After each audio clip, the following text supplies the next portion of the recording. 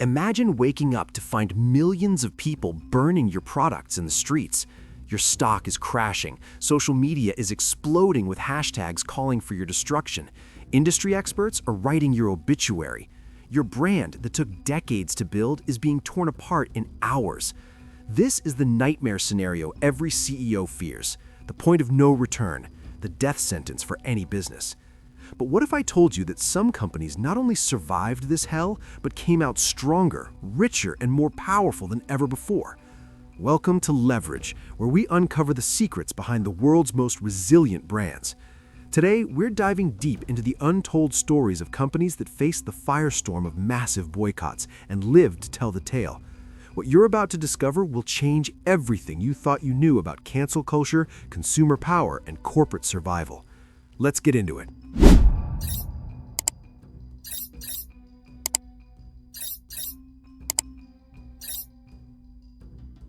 Before we jump into these incredible stories, let's set the stage. According to a 2023 study by Morning Consult, over 60% of Americans have participated in some form of boycott. The average boycott campaign can cost a company anywhere from $10 million to over $100 million in lost revenue. Some boycotts have literally destroyed billion-dollar brands overnight. But here's the fascinating part. A select few companies have cracked the code. They've discovered the secret formula to not just survive, but to thrive in the face of massive public backlash. These aren't lucky accidents. These are carefully calculated strategies backed by psychology, data, and sometimes pure courage. Let's examine the most powerful cases. Nike, the Kaepernick gamble. September 2018, Nike drops a bombshell. Their new advertising campaign features Colin Kaepernick, the former NFL quarterback who became a lightning rod of controversy for kneeling during the national anthem to protest racial injustice. The tagline reads, "Believe in something, even if it means sacrificing everything." Within hours, the internet erupts. Videos of people burning their Nike shoes flood social media. The hashtag #JustBurnIt trends worldwide. Conservative groups organize massive boycotts. Former customers cut the swoosh logos off their socks. Stock analysts predict disaster. Nike stock drops 3.2% in a single day, wiping out over $3 billion in market value. Every business school case study would tell you this was corporate suicide. But here's where it gets interesting. Nike's leadership didn't panic. They didn't apologize. They didn't backtrack. Instead, they doubled down. And this is critical. They understood something most companies miss. They knew their core customer base. Nike's target demographic wasn't middle-aged conservatives. It was young, diverse, socially conscious consumers 18 to 35. The data proved them right. Within weeks, online sales surged by 31%. The Kaepernick jersey became Nike's #1 seller.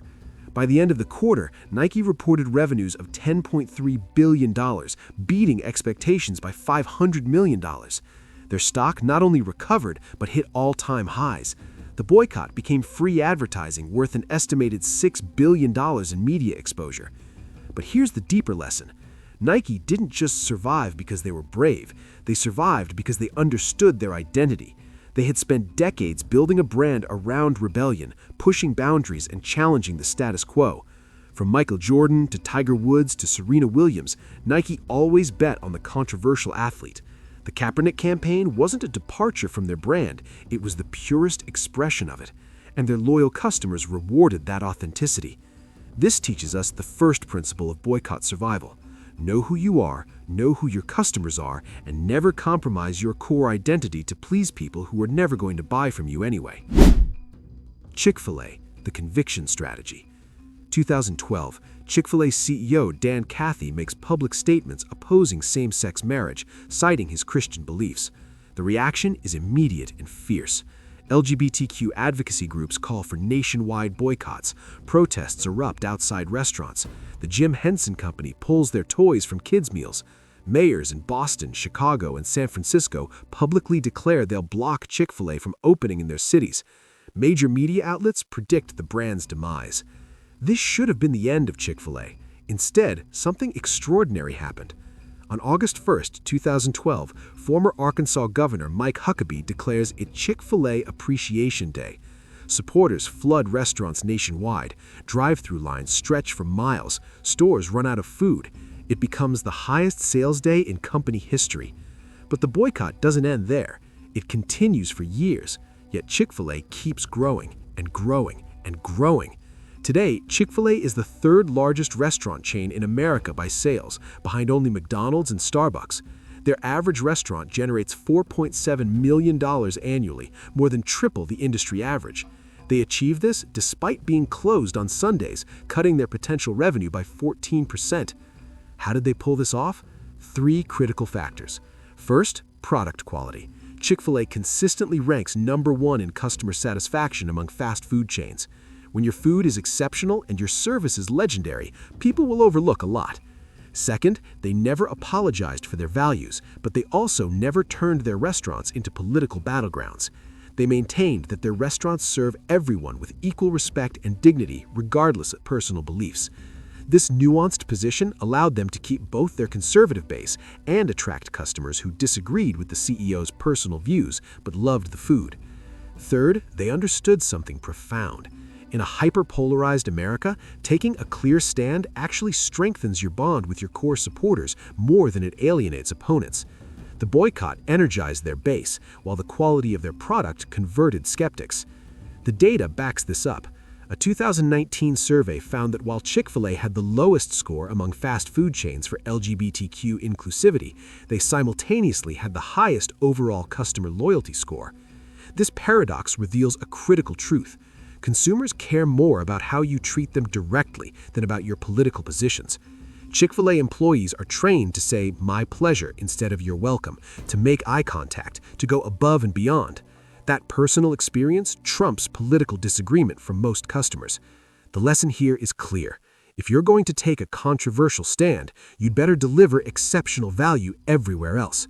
Conviction without competence is just arrogance, but conviction combined with excellence creates unshakable loyalty.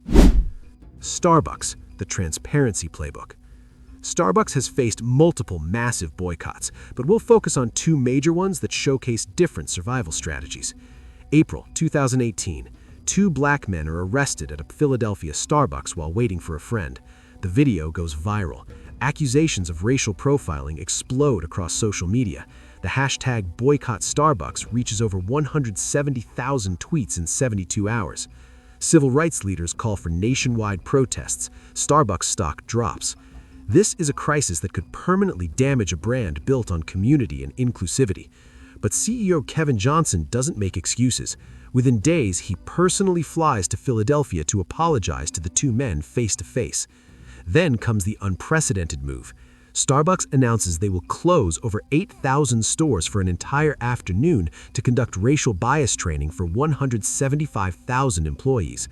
This costs the company an estimated $16.7 million in lost revenue, not counting the training program costs. Critics call it performative, but Starbucks doesn't stop there. They change their bathroom policies to allow non-customers to use facilities. They revamp training programs. They publish detailed reports on their diversity initiatives. Most importantly, they act with speed and transparency. The result? Within months, the boycott fades. Customer traffic returns to normal. By year-end, Starbucks reports record revenues of $24.7 billion, up 10% from the previous year. But then comes another test. October 2023. As tensions rise over the Israel-Palestine conflict, Starbucks Workers United Union posts a message supporting Palestine. Pro-Israel groups misinterpret this as an official Starbucks position and launch a massive boycott. Simultaneously, pro-Palestine activists boycott Starbucks for allegedly suppressing worker speech. The company is being boycotted from both sides. Talk about a nightmare scenario. Starbucks responds with the same playbook: immediate clarification, public transparency, clear communication. They issue statements explaining their actual position, separate from the union. They reiterate their commitment to staying out of political conflicts. They focus on their core mission, bringing people together over coffee. The boycotts continue but never reach critical mass. Why? Because Starbucks has built such a powerful daily habit loop with their customers. The average Starbucks customer visits 6 times per month. They've created an addiction to convenience, consistency, and that pumpkin spice latte. Breaking that habit requires more willpower than most boycotters possess. Here's the critical lesson from Starbucks. Transparency and speed matter more than perfection. When crisis hits, customers don't expect you to be perfect. They expect you to be honest, to take responsibility, and to take meaningful action quickly. Starbucks also benefits from ubiquity. With over 38,000 locations worldwide, they're simply too convenient to avoid for most people. This reveals an important truth. The bigger and more embedded you are in people's daily lives, the harder you are to boycott. Starbucks isn't just a coffee shop. It's the office, the meeting spot, the Wi-Fi hub, the bathroom on road trips. They've made themselves indispensable. Goya Foods, the polarization prophet. July 2020. Robert Unanue, CEO of Goya Foods, appears at the White House and praises President Trump, saying, "We are all truly blessed to have a leader like President Trump." The response from Latino communities, Goya's core customer base, is swift and furious. The hashtag #GoyaAway trends.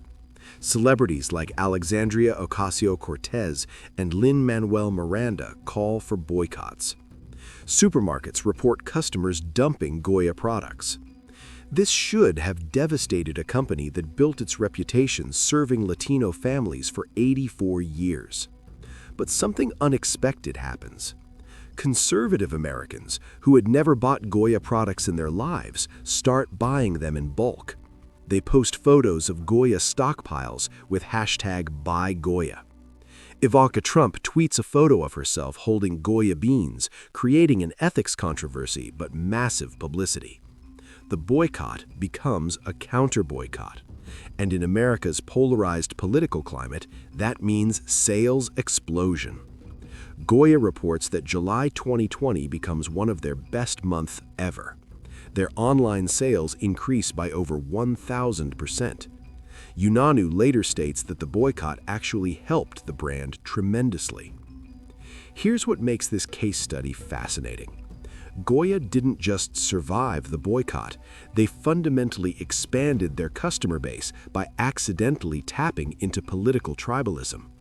They gained an entirely new demographic of conservative shoppers motivated by politics rather than product preference. This is a dangerous strategy that only works in specific contexts. Goya could afford this risk because canned beans and rice are non-perishable commodities with long shelf lives. The counter-boycott surge could be absorbed and stored. Plus, they're a private family-owned company, not beholden to shareholders demanding quarterly growth. They could weather short-term volatility. The lesson here is double-edged. Political polarization can be profitable, but it's playing with fire.